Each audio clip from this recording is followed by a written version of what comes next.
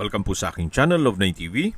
Nandito po tayo ngayon sa Tierra Nevada, General Trias, Cavite, kung saan ito po ay isang guarded community o subdivision na meron pong amenities gaya ng clubhouse, park and playground, swimming pool, basketball court at marami pa pong iba.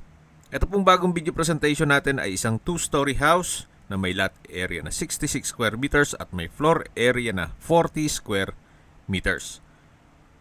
May 2 bedrooms, 1 toilet and bath, covered carport, at ito po'y as is, where is. What you see is what you get.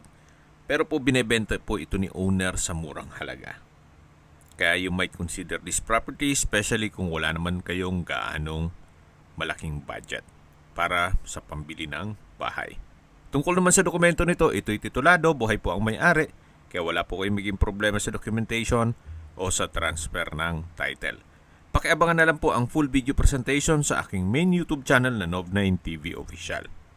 Binebenta po ito ni owner sa halagang 2.6 million pesos net. Ibig pong sabihin, si buyer na po ang sasagot sa lahat ng taxes at expenses with regard to documentation.